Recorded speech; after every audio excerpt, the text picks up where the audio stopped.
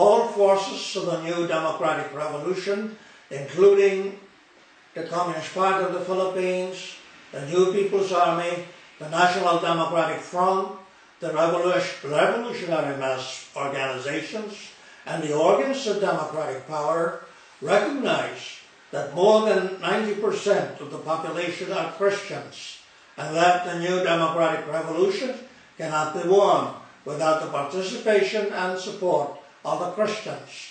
Thus, the Christians for National Liberation has been initiated to engage the Christians as such and give full play to their participation and support in the Philippine Revolution.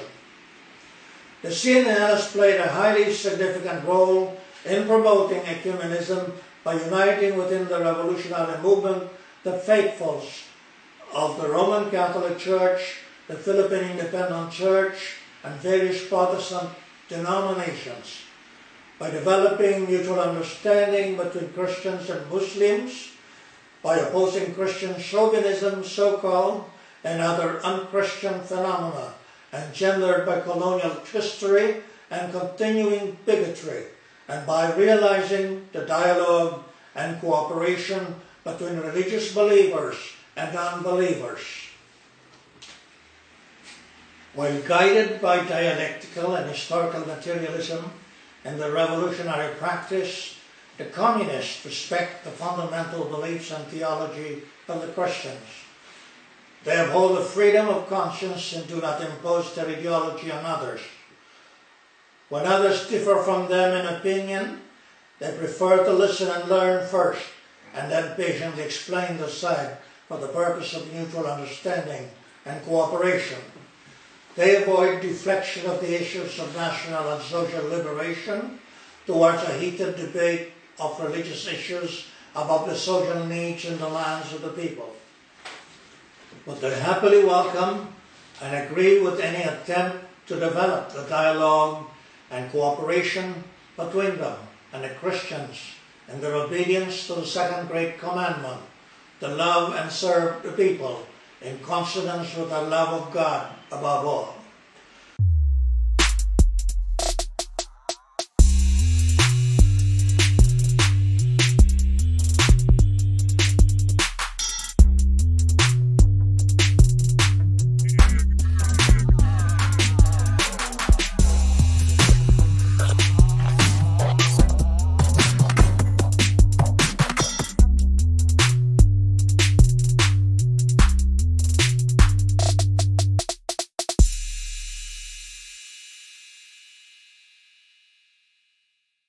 Welcome to the Magnificast. I'm Matt. And I'm Dean. This week we're talking about the interesting coalition between Christians and communists in the Philippines throughout the 70s and 80s. Overall, this movement transformed church people into more radical and politically engaged individuals and offered valuable avenues for support of communists. But before all of that, we're going to catch up first.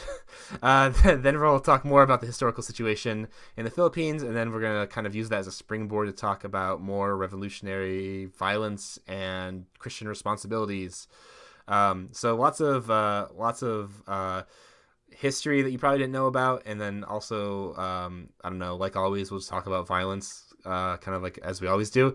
But first, Dean, what's up, man? What have you been doing? Well, the IKEA struggle continues. So for those following along at home, I got a couch. We got a couch. It was defective. We spent all day putting it together, and then they delivered a new couch. So we took apart the old couch, put together the new couch, and it's defective in the same exact way. So I don't know. I have a long week of customer service calls ahead of me, I guess. But the more exciting news is I saw the new Pirates of the Caribbean movie, which was very good. I like all the pirate movies. I think they're extremely underrated, and I will fight on that. I will die on that hill, for sure. We're going to lose all of our Patreon supporters after you say that. Or gain them. We'll gain more and more. Just like all the pirate crowd, though. Yeah, just building a fleet of pirate Patreon supporters. Is there a pirate Twitter? Is there just like a Twitter for people who are like total pirate heads? Oh man, that's something I hadn't thought about, but if there isn't, there should be. What is it that you like so much about those movies? Like, why is that a thing? I don't know, man. They're just good. They're very fun, goofy movies, but I just am a sucker for, I don't know, scale and aesthetic and massive fantastical narratives.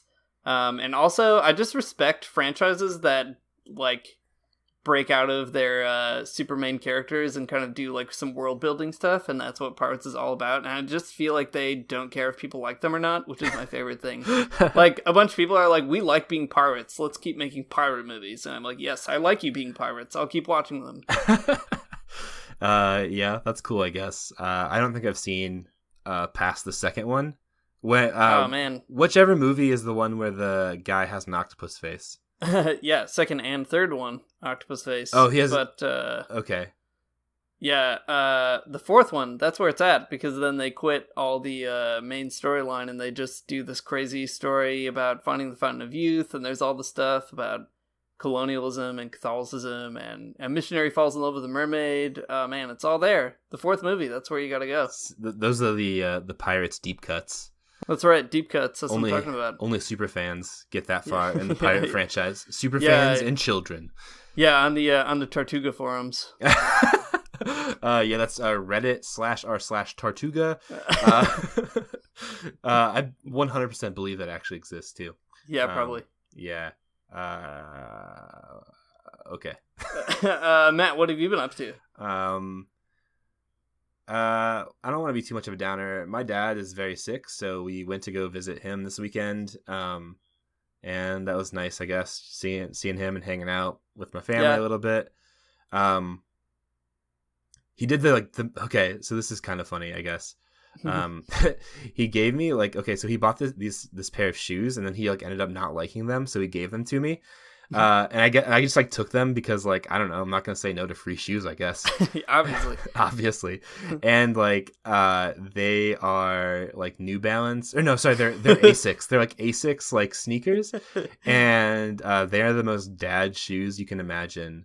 I love that. That's good. They're not white on white shoes, but I think that if I wore some white tube socks with them, I would be a dad. I'd be more of a dad than I am now. I'd be a better dad. I'd be with a pair of cargo shorts. Yeah, level 2 dad. I need a baseball cap, cargo shorts, and white tube socks. So that's what the Patreon money is going to these days, is hooking me up with that stuff, getting me to dad level 2, and I don't know. So it was good. I appreciate that gift from him. That's good. It's it's not is it just shoes, but it's also carries sort of the sign value of dadness. No, that's a lot of fun. That reminds me, so Emily and I bought, in retrospect, this is a bad idea, but we bought matching Adidas sandals sort of on accident. They were an impulse buy. Oh, yeah. So, I don't know, greasing those gears. But, we fell for it. We bought them. And then we could never differentiate whose was whose, but mine is, larger. So, on the weekend, I just, colored over all the Adidas stripes. And part of it was sort of resentful that I had bought just the thoroughly branded product, but then another part of it was practical. So for the last several days I've been playing it off like it's really practical, but really it was actually very resentful. I sort of just hate my past self for doing it. So just blocking out logos as though it makes a difference. It doesn't. Shannon and I have matching raincoats. Nice. I'm not resentful about it. It's just we're very adorable because of it. Yeah. Yeah, I appreciate that. They're from, so it's great. It's just good. So sort of the inverse of your problem. Yeah, yeah, well, congrats. Rub it in, why don't you? Yeah, of course.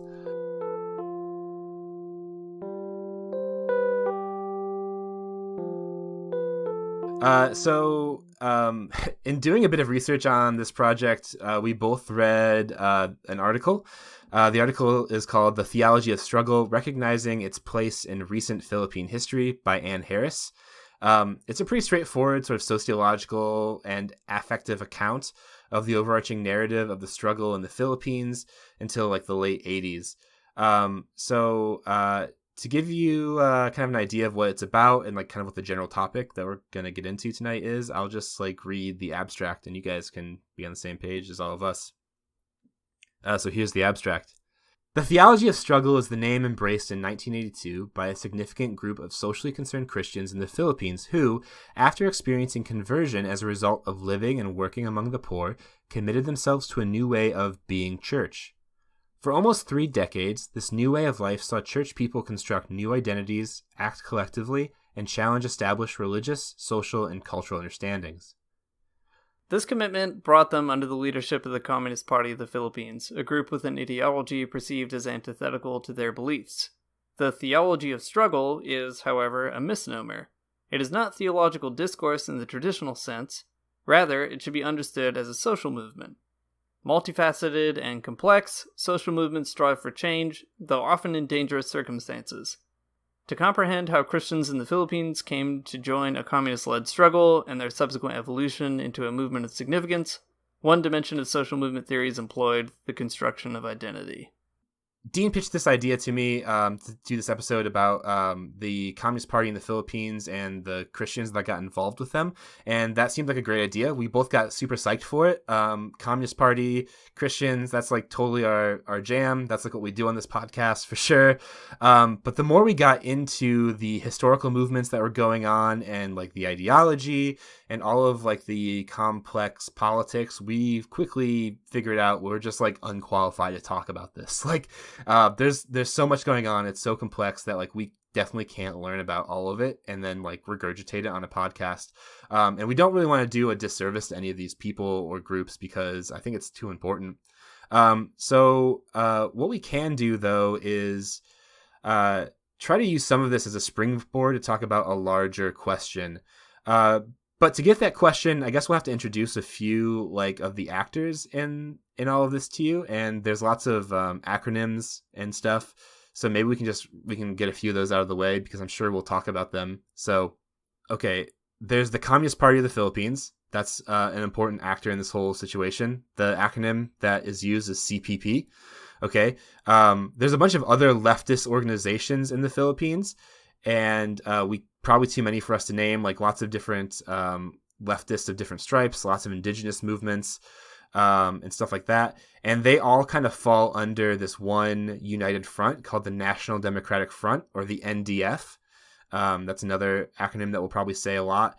And then finally, the Christians of the Philippines come into this equation under the NDF, but in like a separate sort of organization called Christians for National Liberation, or CNL. So that's the other acronym we'll probably throw around just a bunch.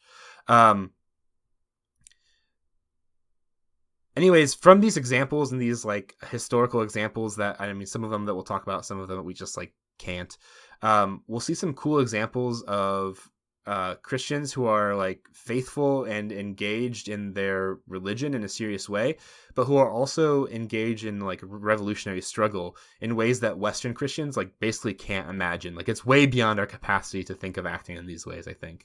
So, for example, there's this guy who used to be a priest, but now he's basically just really involved in the NDF at various capacities and levels over the course of his life. A guy named Luis Halandoni, or something like that. I'm very sorry. I'm not Filipino, so we'll probably mispronounce everything in this podcast. But anyway, that guy asked the question, why does Christian moral theology tend to justify violence that emanates from the established power, even if it is unjust, oppressive, and tyrannical, while tending to be so condemnatory of the revolutionary efforts to replace it with a more just society and government? So, following that same kind of question, Matt and I want to talk a little bit about how Christians can interact with revolutionary violence. And this kind of conversation has been a long time coming, I think, because we've been talking about violence since the first episode, but also in dialogue with some other people. So, for example, Derek Ford and Vincent Lloyd, we talked about structural violence and how you might interact with that, and how various conversations about violence tend to be complicated for Christians when it comes to systemic violence. And then we also talked to Lambert Zardavart, who's a critical theorist, about systemic violence and how just pervasive and difficult it is. So yeah, the horizon is still, unclear for us. But I think it's like a good opportunity for us to get into it in a situation that's on the ground, even though we're not Filipino and we don't, have an expert knowledge of how that all operates. It's just good to like touch down in some real practical struggles where Christians are being violent and kind of think that through. So the communist struggle of the 1960s, like the late 1960s, 1968 is the year the article that we read keeps repeating. happens. Like there are Christians like alongside the communists, like being with them. Um, Louis Haladoni is like cited to be sort of like a priest amongst the communists, like sort of like just being there, like with the oppressed and the poor and like the, you know, like people who are on strike or whatever.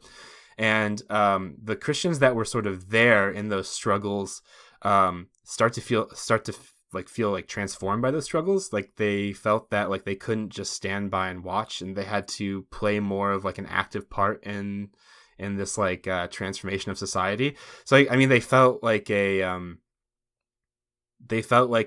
real affinity, I guess, with the CPP and the NDF, which is a pretty unique thing, I guess, to say the least. That the Christians felt like a some type of commonality with communists. There's kind of an interesting part in that abstract that we read earlier, where it's framed that the Communist Party of the Philippines is a group that is antithetical to the beliefs of the Christians, which I think is a kind of an interesting like ideological point, that they're like not supposed to believe in the same things, but like I don't know, that the antithetical kind of doesn't make sense to me. Like I think that the goals of the communists are probably very close to the goals of the Christians that are there, like a just society, a society of equality, a society of like love and sharing and all that kind of like good Christian stuff. Yeah, well, that's the challenge of sorting out and piecing together what this was like, because there are some interesting English language journalistic accounts from the 70s and 80s that I found online. And I guess the thing that seems to be the basis of the antithetical claim to me is that like the Catholic Church in particular just seemed to not really know what to do with it, which is interesting because in other parts of the world, the hierarchy is either often kind of softly on the side of revolutionary movements or like very obviously not. And in the Philippines, there was like a ton of clergy people who essentially like exploited the networks of the church to house and support local Communist Party members, which is amazing and crazy. Well, and like, and most controversially, even not just like exploiting those networks in all of the ways, like literally funneling money to the Communist Party of the Philippines. Yeah, exactly. Money and connections and people. That's like a really fascinating connection that I don't know is hard to find in other places, at least in terms of like a party movement. And its coalitions with the church in particular. But the hierarchy seems, I don't know, unclear about it. Like I found a couple of articles where, you know, you get like the token bishop who's like, oh, I think this is a bad idea, not good, don't want it to happen. And then they'll interview someone from inside the movement who says, yeah, well, I don't know, Catholicism's complicated, like this is how we're living it out, and we just disagree with the bishop on this or that. So depending on what kind of Catholic you are, I guess that could be a problem for you, but for a lot of these people who joined these parties and movements, it was not a problem. It was viewed as not antithetical, like you were saying, Matt. Right. And the article that we're kind of coming from, the Ann Harris article, the Theology of Struggle thing I just mentioned too, like makes it like a pretty big point to talk about like that these Christians like didn't just like, you know, they weren't on board from the very beginning. Like it took some like real transformation and some real consciousness raising to get them to this point of joining the NDF, and even not even just joining the NDF, but also joining the NPA, the National People's Army, like the military wing of the movement.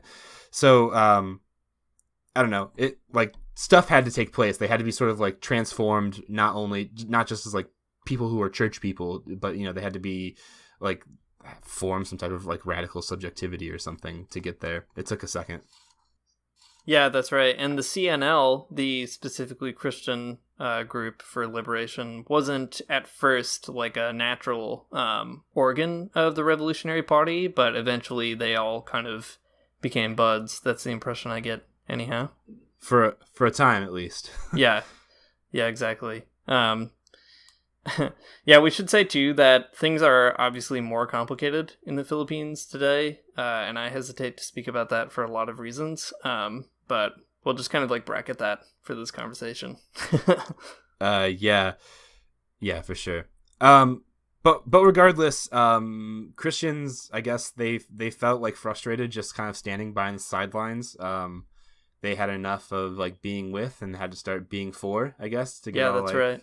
Heideggerian for a hot second. But yeah, I mean, being for in the sense that like they didn't want to just be on the sidelines, but they wanted to be there, like part of the armed struggle. So like there are accounts of like priests and other clergy people like leaving the church and joining these organizations and like doing the real radical work, which is unprecedented, I suppose. Yeah, that's right. One thing that really struck me was a quote that Harris has from a guy named Ben Moraleda, a Redemptorist priest. Mm-hmm. So she has this quote. I don't know. She's interviewing him. She interviewed a bunch of people for this. It must be like field work or something. But anyway, he said, right before the farmer's eyes, his wife is raped, his sons are killed. Who am I to say to him, don't take up arms? And right. that's like such a, I don't know, like that's exactly what's at stake, right? So they're entertaining those problems as genuine problems and also as like priests, you know, like authoritative religious figures. So I think that's like very interesting. Yeah, it is very interesting. And I don't know, definitely not the type of sentiment you get from, I don't know, even the religious left in America, or like in the United States, you know, it's wildly different. Pretty buck wild over there. All right. But meanwhile, while these sort of revolutionary energies are fomenting, the Philippines, like the state, basically institutes a martial law that is incredibly brutal and oppressive. And that's where the comments about, you know, all this violence being done to local people and stuff that this particular Redemptorist priest was commenting on, that's where that comes in. Right, like like martial law enacted against like picket lines and anybody, you know, who might be like radicalized or something. Yeah, and specifically the article mentions repressing specifically non-violent forms of opposition, and that's like the big kind of triggering moment, I guess. Mm-hmm. Because it's like even picketing doesn't work, so at that point, what are you supposed to do? Right. Well, I don't know. There's like a thousand more things we could talk about when it comes to the situation in the Philippines, because it is very complicated and very interesting.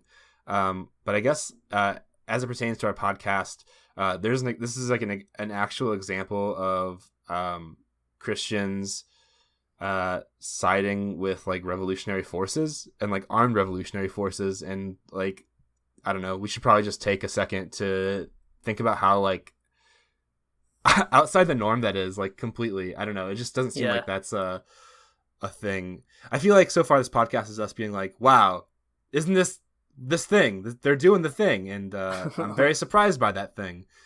But it is actually outside the ordinary. I don't know. It's like the thing that like all leftist Christians like are always like yeah, that should happen. Like Christians should become more politically organized and like side with these parties or whatever. And here it actually happened, and like we don't even pay attention to it usually. Yeah, okay, so it is crazy. It's crazy to think of Christians joining leftist party movements, etc. But I think it might be interesting to kind of just read the very last bit of this article, because there's some cool and helpful stuff there.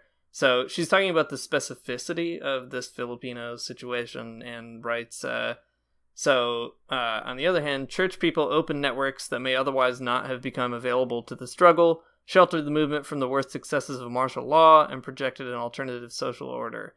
Often regarded simply as leftists, they were initially known as CNL, an organization that remains perhaps the only Christian movement globally ever to overtly join with communist forces. That's already very interesting. Yeah. However, she says, in neglecting to appreciate the depth of Philippine religiosity, members of the Communist Party of the Philippines failed to value church people's driving force, their faith. Later renaming themselves the Theology of Struggle, church people extended their work to the production of written material that outlined their vision, making their fight for social justice known internationally.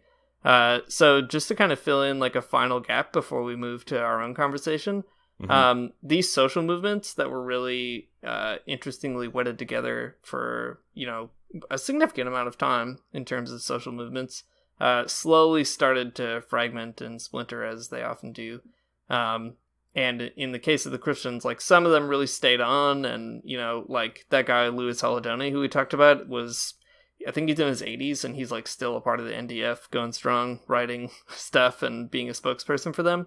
But like other people ended up leaving and sort of just, I don't know, reflecting on things theologically and in terms of writing and a little less practically. That's the impression that I get. Though here's like an alternative account too. Or at least it's one alternative account. This is from Jose Maria Sison, who I think is he's part of the Communist Party of the Philippines, right? Yeah. Okay, sorry.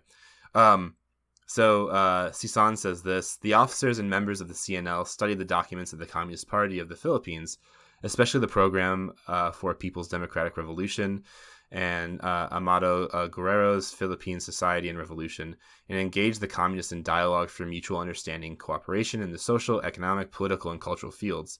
The Christian side did not oblige the communists to study Christian theology, neither did the communists oblige the Christians to study Marxism and Leninism, but certainly in the course of ever-continuing dialogue, each side took interest in studying the principles of the other side. So, I don't know, maybe it didn't end very well, but it seemed like for a minute there was like a nice dialogue, a nice back and forth, a nice solidarity. Yeah, I think that's the most interesting part to me. Like, I don't know, social movements break and splinter, and it happens, and that's boring. Everybody knows that. But I think what's very interesting is actually the way in which it wasn't just, I don't know, a random nun or a random priest who decided to be a communist. It was like bishops, like Catholic bishops and Protestant clergy and hierarchy, significant establishment figures that were willing to enter into dialogue with the CNL. And just like in other parts of the world where there are armed struggles, like the Zapatistas, for example, the church often plays a kind of mediating role in peace processes and other things, for better and worse, I guess. But it's interesting because there's a certain trust there between Christians and the left that I think is just so, I don't know, it's like what I hope for. And I mean, in a way, it's the spirit that motivates this podcast. It's like why I wanted to talk to Derek right off the bat, because like building those coalitions are so important. Yeah. And even that, what I was just reading goes on to, the communists learned more deeply than ever about the faith and good works of the Christians. They distinguished the good Christians from the bad ones among the exploiting class, who use religion as an opium to delude themselves and the people. On the other hand, the Christians learned to appreciate materialist dialectics and class analysis as tools for understanding and solving social problems and for changing society. Like you said, this is good. This is what I want. Yeah. That's cool. Even if it was only for a minute, I guess. Okay. It's probably also worth noting, too, before we move on, that the CNL, the NDF, the CPP, all of the great acronyms are still alive and doing things in the Philippines. Yeah, that's right. It's not like this is over or anything. So it's a real, still like a real struggle. Still things are really happening. So yeah, and if you Google around, it's like finding these Christian and communist connections are not hard. Like they just immediately emerge because that's kind of still the driving, animating force, it seems to me. Yeah, it's still there, still happening. It's interesting that these are like examples we don't hear about very much, though, or at least not without looking. Yeah, that's right.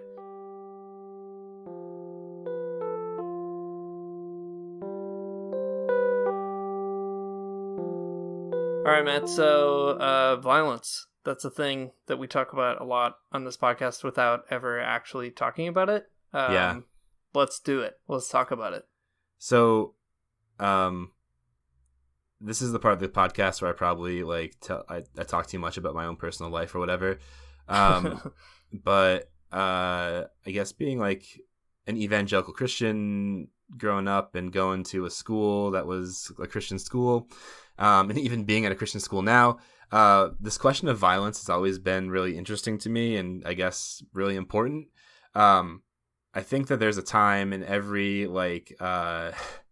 young United States Christian's life when they go to college, they become like a pacifist after they read Stanley Hauerwas. I think that's right. Yeah, and that's like definitely me. There was this time that lasted a very long time where I really subscribed to the idea of pacifism and how important it was sort of ideologically. And that probably started my unhealthy fixation on but is that struggle violent or not? Yeah. And now I've kind of reached the other end of the spectrum where I'm like not a pacifist at all. Not that I think like violence is really, really good, but I just don't think that like that ideological purity of pacifism is like a helpful tool at all. And I don't know. It seems this is like a really interesting example of like Christians who are being very faithful and who are not pacifists in the least. Like they're like they understand the reasons that violence is, I guess, necessary in times of oppression. Yeah, it's interesting to think about pacifism as it relates to these kinds of social movements, because one thing that people often point to is, for example, Gandhi's movement in India, because it would be very easy to say, oh, well, of course, like Stanley Hauerwas can be a pacifist, like he's a, rock star professor at Duke University, like he's never really had to worry about violence in a real significant way in his life. Yeah. But you can point to times when nonviolent action, or what gets called nonviolent action, seems to have been effective. But I think it's interesting to think about, when your country has basically instituted martial law against you as a person or against your church congregation, it just turns the problem around, I think, in a way that you just have to face up to it very honestly and openly. And I think that's what I appreciate most about the Catholics in the Philippines and the communists in the Philippines who are trying to foster that dialogue. Because like you, Matt, I also had that kind of pacifist phase as a young evangelical, like the Bible means that, or the Bible says that you ought to be nonviolent, and that's like a pure moral, ethical stance. Mm-hmm. But in fact, things are a lot more difficult when you're faced with, the brutalities of like being on the wrong side of capitalism. Right. And just like, I don't know, in the face of just like brutal injustice from state powers, to say like, oh no, you just suffer through it, I think is horrendous. I don't know. Yeah. That seems very bad. It's so tough though, because it is a driving current of Christianity, right? Like, that's basically what Christianity is born from, is just suffer through it. Like the church is built on the blood of martyrs, right? That's kind of the line that gets sort of trotted out. Yeah, it is. It is. But like, I don't know. It just seems it's hard to expect that from people. It's hard. I don't know. It's hard to be a Christian, I guess, doing that. I don't know, man. It seems like fighting back sometimes is also good, though. Right? Yeah. No, I agree. And I think that the Bible is actually more complicated than people make it out to be. And even the situation of early Christians is a lot more complicated than, living in a society as we do now, which is basically the fruit of Christianity in like the worst possible way in a lot of cases. Yeah, I think that, just like to suffer through it seems like such like an empty thing to say, since like the colonial situation of the Philippines like is brought to you by like imperialism fueled by like Catholicism too, like it's like suffer through what we've already done to you, like why exactly. Why be on that side of the violence? Like why be on only the side of the violence that has instituted like the large like systemic evil done? Because like just saying to suffer through it is still being on the side of violence. It's not pacifist. It's like it's just taking a side. Yeah, that's right. Something you said a while back, I think you were talking about your MA advisor, but you said something about how given all the structural violence in the entire world, when people actually fight back for like a brief moment, that's probably the least violent thing that's happening. That's a very interesting point to me.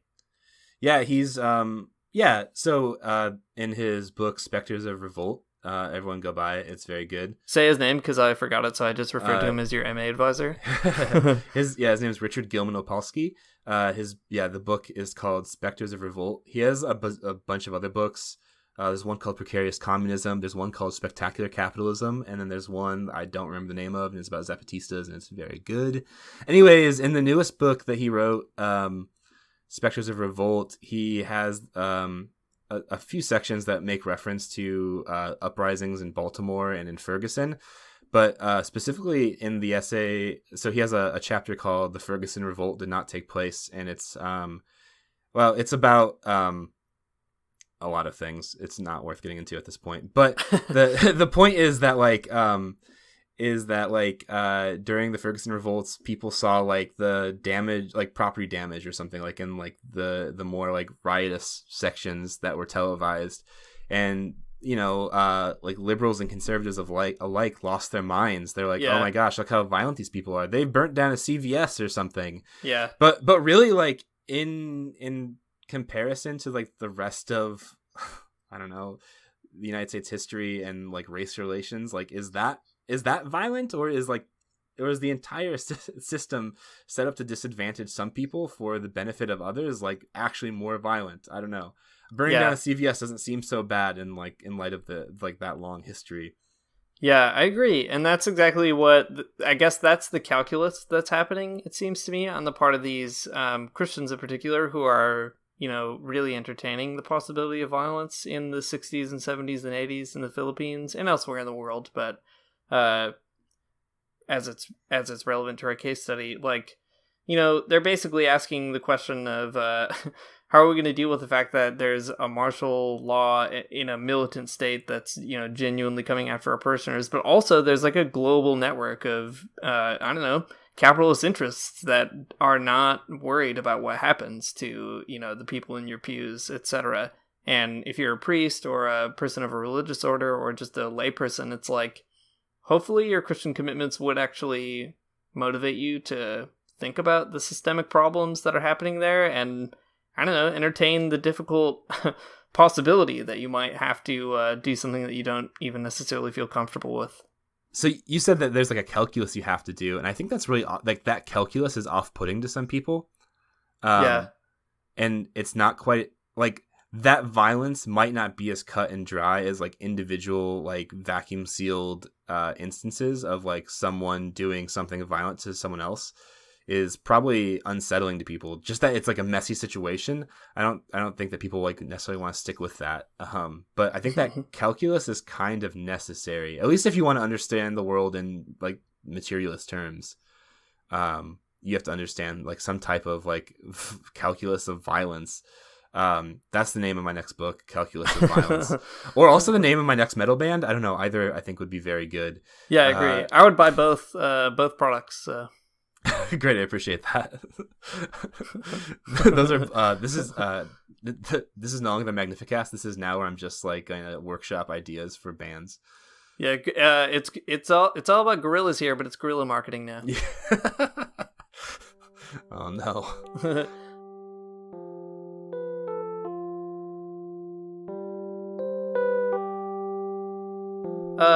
Yeah, I think too there's something about the ways that Christians have understood violence throughout the centuries that's interesting. I mean, Christianity historically, for the majority of its existence, is not nonviolent. Like the bulk of its existence and the bulk of its populations are not nonviolent. Yeah. And so, Christians have spent a lot of time thinking about violence, and arguably that doesn't mean that just because there's a precedent you should keep doing it, obviously. But one stance that has always really interested me is actually a kind of loose position held by a lot of people I've heard in the Orthodox Church, that like violence is always wrong, but that doesn't mean that you shouldn't do it, which I think is very cool. So the assumption is basically like, yeah, you're gonna sin, but like just do it, and you have to kind of ask for the grace to get through it, like. That seems to kind of resonate with even things that a lot of revolutionaries say. Like, there's a pretty famous line from Fidel that I can't remember, but the paraphrase of it is basically like, we don't like violence, but we're in a violent situation and we're reacting to, basically like the hand we've been dealt. And I think it's interesting that the Orthodox have kind of, in some ways, at least theologically, if not always in practice, have a way of articulating that I think is sort of helpful. Yeah, I guess it is helpful. I don't know. I think there's still like a frustrating logic to it that the people who like appeals to absolute pacifism like can't understand still. Like, oh man, well it's still sin, so like why would you do it? But there are situations I think where you're forced to either do that or suffer, and I guess like I don't know. That seems like the better option. Yeah, maybe could we like push the calculus back in the other direction for a second? Because the other calculus you would have to do if you were nonviolent would be to say, by not engaging in certain strategic actions that you think are violent, that's a very hedged way of putting it. By not doing that, you're somehow being more faithful or less sullied, I guess, by these actions. But at the same time, you're also still potentially, the calculus that you're doing is you're still potentially participating in massive sinful systems, right? So like the Benedict option or something, or even like like a Hauerwasian, theoretical community or whatever. There's a beauty to it, but it kind of becomes like a kind of beautiful soul moment where you're like just preserving your own purity, but by doing that, you're actually very complicit in the systems that enable you to live that kind of life. Yeah, I think that's right. This reminds me of a quote from Herbert McCabe. So we're going to talk about that more in a future episode, but I'm gonna read this quote really quick. Is that cool? Yeah, totally. All right, it's awesome. So I don't know. I feel like if you say Christianity and violence, you actually are legally obligated to say Herbert McCabe. So yeah, I think that's the right. dues here. Yeah. Okay. So here's the quote from Herbert McCabe. This is from an essay called Christian Love and I'm sorry, it's called Class Struggle and Christian Love, which is a great title. Not the title of my next band, but maybe. Okay, so Herbert McCabe says this: "We still need to face the question of revolutionary violence. How could that be compatible with the Sermon on the Mount? Well, first of all, in this matter, we should not lose our sense of humor. There is something especially ludicrous about Christian churchmen coming around to the belief that violence is wrong. There's probably no sound on earth so bizarre as the noise of clergymen bleating about terrorism and revolutionary violence, while their cathedrals are stuffed with regimental flags and monuments to colonial wars. The Christian church, with minor exceptions, has been solidly on the side of violence for centuries, but normally it has only been the violence of soldiers and policemen. It is only when the poor catch on to violence that it suddenly turns out to be against the gospel." So the situation in the Philippines here, I think, is exactly that one minor exception where the Christian church is like maybe on the right side, like on the side of the poor, like on the side of the people who are being like actively oppressed. Yeah, that's right. So I think, I don't know, that's forever my rebuttal to claims for pacifism is exactly that. Like, your pacifism is built on the back of long histories of violence against people. Yeah, it's interesting too how especially these kind of, I don't know, peripheral like Catholic countries often key into this. The Philippines is an interesting example because it doesn't get as much press, but people are a lot more familiar with Latin America, where there are famous heroes like Camilo Torres, who we've mentioned on this podcast before, who's famous for saying if Jesus were alive today, he would be a gorilla. The Zapatistas, like demographically, most of them are somewhat Catholic in one way or another. I think that's right. Like, it's kind of a weird thing. The Nicaraguan Revolution, like tons and tons of Christians were involved in that. And all those kind of demographic examples, it's like, yeah, obviously some people probably are more thoughtful than other people on how their integration of faith and learning operates in those contexts.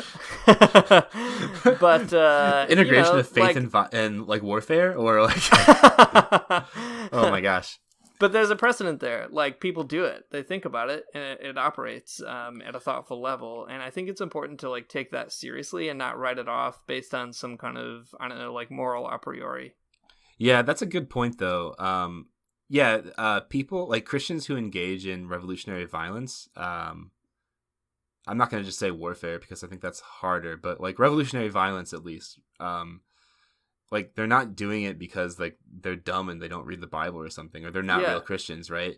They're doing it for like real reasons. There's like actual like material realities that force them into doing those things. Yeah, that's right. This is a good opportunity to talk about an article that I thought was kind of neat. It was in Roar magazine, and it was written by a guy named Ben Case. So it's called Beyond Nonviolence, or Beyond Violence and Nonviolence. And I don't know, there are some flaws in it, I think, but the takeaway that I really liked was that essentially he's trying to problematize the kind of ethical purity stance that often gets assumed in nonviolence. I don't know, did you read that article? I did, yes. What did you think? It is good. Yeah, I think maybe here's a good quote that might sum up, I guess, sort of the takeaway. Is it cool if I read this to you? I'm just the quote guy. I'm the quote guy in this podcast now. Okay, quotes so are good. They're all smarter than we are, so yeah, why not? Welcome to the Magnificast, a podcast where we read quotes to you by other people. A podcast about quotes. Yeah. Okay, so here's the quote from that the Roar essay. Malcolm X's famous statement that we want freedom by any means necessary is frequently referenced to defend the use of diversity of tactics, classically juxtaposed to King's nonviolence. However, the last word in Malcolm X's sentence receives less attention than it should. The word necessary implies a strategic logic by which means are required to achieve a particular goal. But in and of itself, this approach does not point to a strategy. So I guess the point here is that, like, you should do what is necessary. I mean, it seems like it's like a reiteration of like a pretty old timey like Marxist sentiment that like revolution doesn't happen like in a set path. Like the glorious immortal science of Marxism Leninism can't really give you much other than to tell you that, like, I don't know, what are the what's the material necessity of the time, like what is what is required at this particular point in history, like, and that's all that's all you can say about, like, you know, you can't predict a revolution. It just happens or it doesn't happen. And like it depends on the material like reality of any given time or place. Yeah, I think what I appreciate too about this article in particular is that couching it in terms of strategy helps to avoid moralism on both sides, because there's also a kind of disparaging look at nonviolent, or what gets called nonviolent action sometimes on the part of revolutionaries. Mm-hmm. And like, it's demonstrably true, obviously, that nonviolent tactics can work in certain cases. They're like very good brands, nonviolence. Yeah, people for sure. Sign right up to those. But at the same time, it's like, yeah, it's true, and revolutionaries are right to be upset that people often kind of limit the case to those actions as the only permissible ones. And I think it's true that, you know, if there's going to be any way forward, it's going to have to be collapsing those kinds of, ethical camps that just admit no other possibilities. Yeah, I think so. There's another really good book. I don't know if it's really good, but I think it's worth mentioning. It's a book called, funny enough, I guess, Shooting Hipsters. It's the author's name is Christiana Spence, and in the book, like, the idea is like she talks about like different like protest movements, different social justice issues, like I guess just like the ways that like media latch onto those movements, and how like using violence can like just like screw you over in the end, and like how media always uses like violence to discredit protesters. So she's like a big proponent of nonviolent protest, not because it's like morally right, but because it's strategically helpful when media, like, you know, like when a reporter has a camera in your face or something. Yeah, that's interesting. It's at least like a better way of asking the question, I think. Yeah, like, would this be helpful right here at this moment, or would it not? And I think it's just important to not get bogged down in these kind of principled stances that are like, well, this is just always wrong. And then that's the thing that you use to basically police the actions of other oppressed peoples in a way. I really appreciated, so, I don't know, nonviolence is like a thing that I have a lot of respect for, obviously, for a good reason. Yeah. And Christians should have respect for it, I think. So I don't mean to like disparage it, but I think the nonviolence that I respect the most was actually articulated by none other than Pope Francis. Pope air horns, I guess. I don't know. Oh, here we go again. Yeah, so articulated by none other than Pope Francis in his apostolic exhortation called Evangelii Gaudium. So sections, 59 and 60-ish, I guess. So he has a stance about nonviolence. This exhortation is essentially about like wealth inequality and other stuff, but specifically wealth inequality. Very underrated document by Pope Francis. People should read. But in it, he has a section on inequality, and it's called No to the Inequality Which Spawns Violence. So Pope Francis in the last few years has been really intentional about talking about nonviolence and like specifically endorsing it and saying that that's what Christians ought to do. There's talk about maybe like an encyclical on the horizon about nonviolence, which I'm very worried about.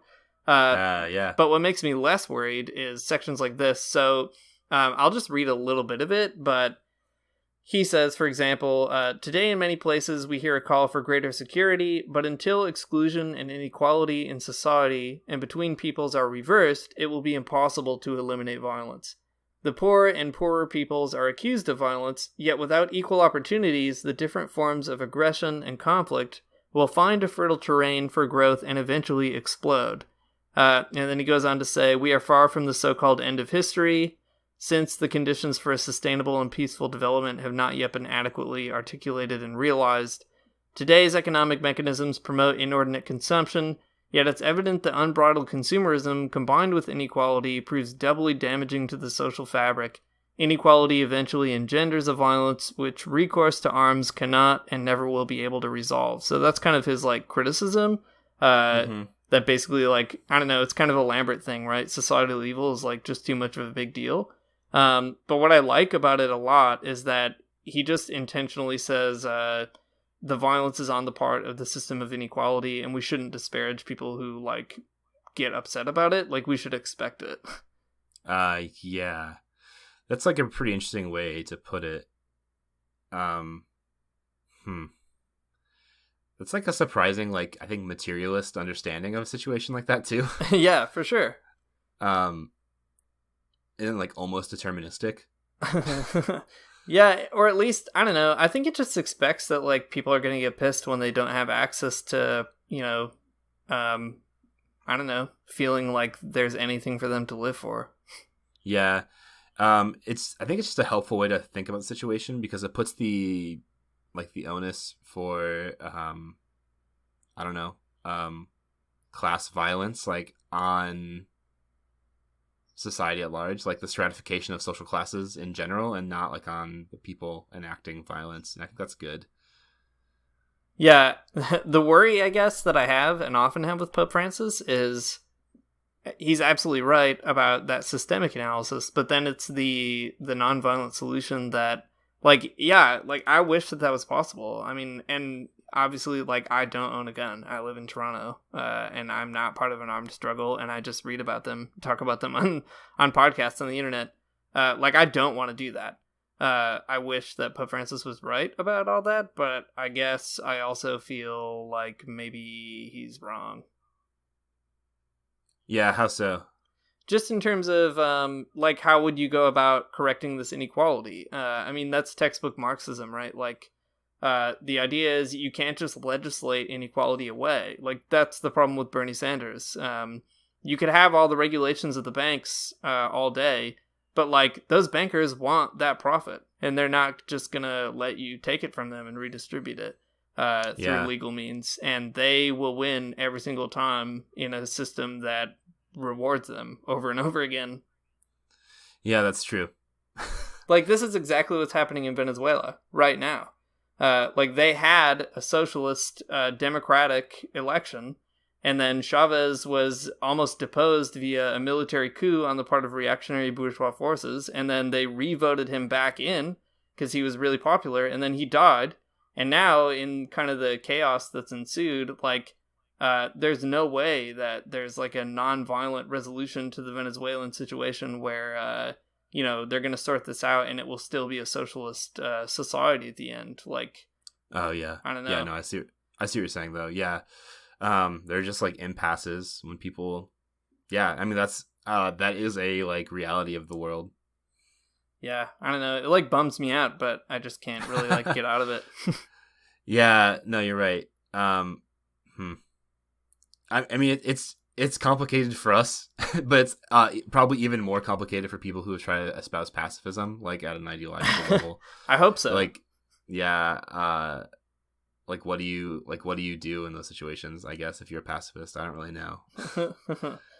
Like you go with Shakalul. Yeah, You I live guess with the so. cows. Yeah, and you're that's like it. tempted to blow up buildings, but you don't. Yeah, I know. The temptation's the important part, I guess. Yeah. Yeah, it is the important part, though, for real. It's interesting to think of people like the Zapatistas or even the Black Panther Party because, they were famously okay with violence, but they couch it in the language of self-defense, which I think is really interesting and strategically helpful. Yeah. I don't know. It's not going to, create a global revolution, obviously, but that's, a dangerous thing to play with, too, so... Yeah. And it's hard too because Zapatistas aren't even I don't know, I don't know, man. Every single revolutionary instance is difficult because the material realities are so different. Yeah, that's right. And because everything that's going on is so different. But the Zapatistas aren't even in they didn't even try to seize the government, right? Yeah. They're trying to find other political inroads, and they're very successful at doing so. And because they're not trying to seize the government or whatever, in some type of old style 1917 revolution, there's much less violence. So I don't know, there's something to be said too that just I don't know, different tactics yield different results. Yeah, that's right. It's interesting that in many of these situations, violent situations, the Catholic Church often is a kind of mediator between the two parties, like the violent party, well, both the violent parties, the right violent party and the wrong violent party. Okay, good. And it's interesting how that operates because I guess the assumption is that the Catholic Church isn't a priori pacifist organization, and they're capable of sympathizing with revolutionary violence, but also wanting peace. That's kind of a really weird third position, not in terms of ideological stances, but just in terms of actual material life. When I was doing research for this podcast episode now on the Philippines, there were a few times that the NDF put out statements kind of mourning the passing of a specific bishop or a particular priest. And the Zapatistas have done that as well, noting that, they weren't necessarily fully members of this or that party, but they were in solidarity with those people who were struggling and trying to get them a hearing and a voice and trying to find a way that they wouldn't have to take up arms, and I thought that was interesting that they so they appreciated that. Well, there's just it's complicated because there's even in the Philippines, it's hard to say that there's it's not hard to say that there's one side that's good and one side that's bad, but Right. What's hard to say is that because both sides choose a specific type of violence and a specific intensity of violence, that there are moral evils being done for sure on both sides. Yeah. I don't know, the National People's Army is not guiltless or something like that. I mean, I don't think either of us are trying to say that, but it's just Yeah, for sure. In instances of revolutionary violence, it's not all romantic, it's not all good.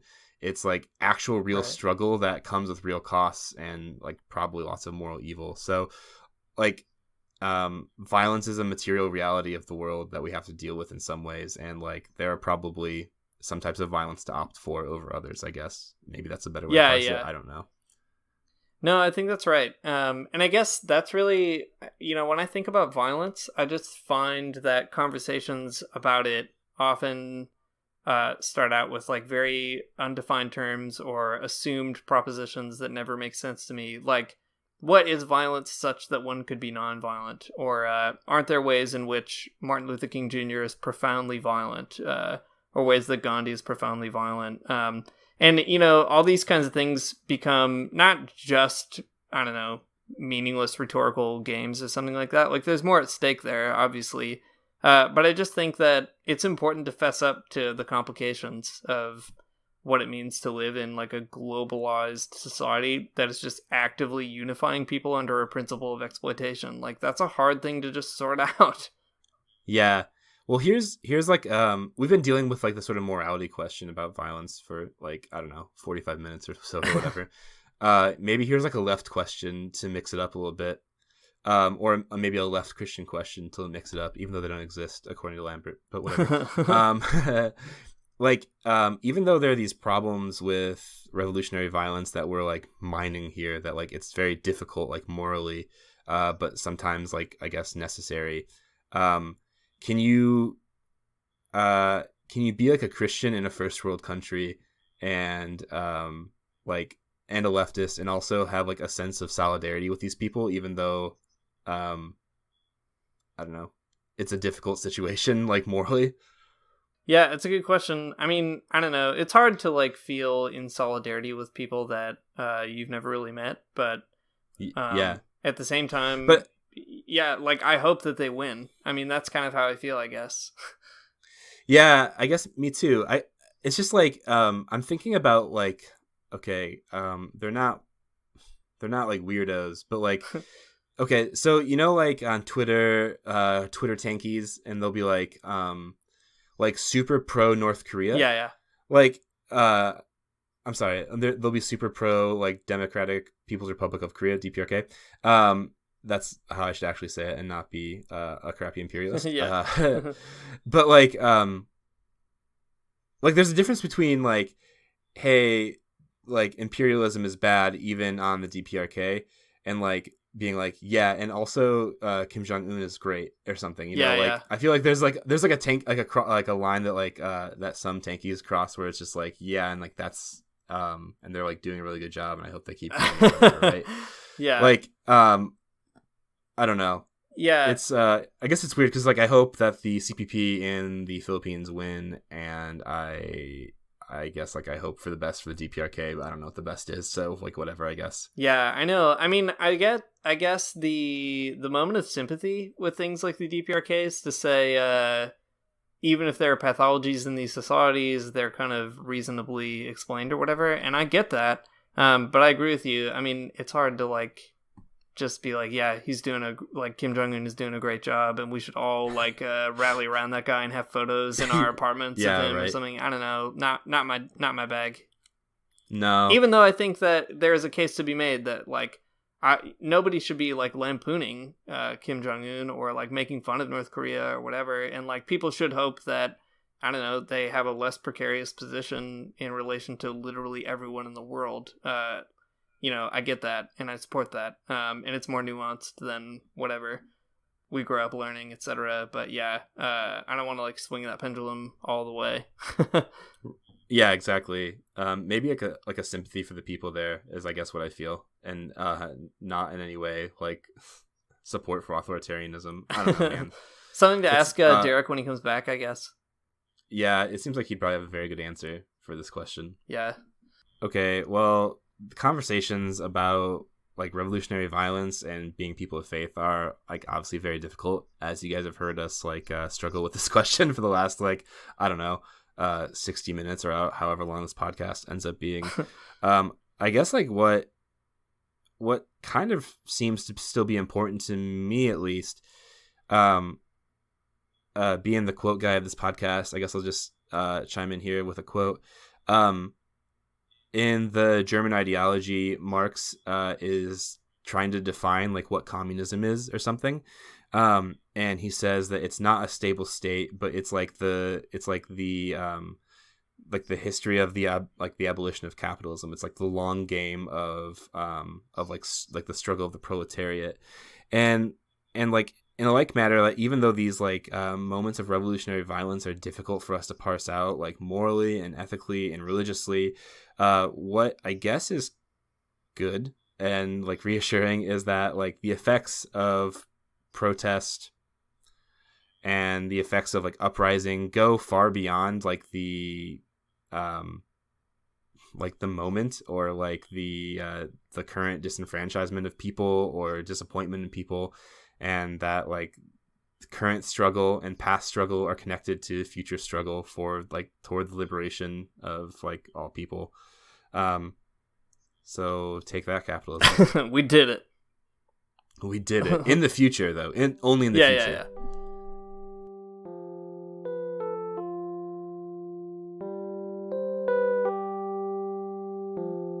Thanks for listening to the Magnificast. Our summer reading group is starting next month on July 11th, so if you hadn't heard about that, it's all over our blog, and we're going to read a bunch of books by Paul Virilio, who's a really cool Christian anarchist thinker. So sign up for that on Patreon. It costs $1, so you can afford it. It would be great to have you. Also, shout out to all our Patreon supporters already. It's really exciting that people are encouraging us to keep making these podcasts. I don't know, it's very fun. We appreciate that a lot. Next week, we're going to bring Derek Ford back again by popular demand, and we're going to talk about Lenin and Herbert McCabe. So we're going to trade some essays, build some coalitions, and see where it goes. Thanks for listening. See you next time.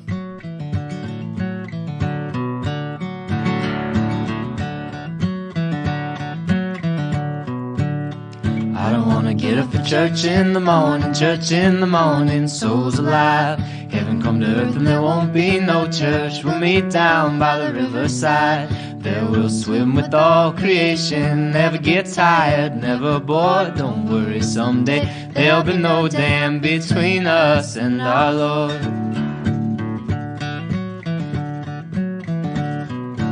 Jackson, you keep your hoods up. Keep your hoods up and you stay up late. In Jackson, you keep your hoods up. Well, you keep your hoods up.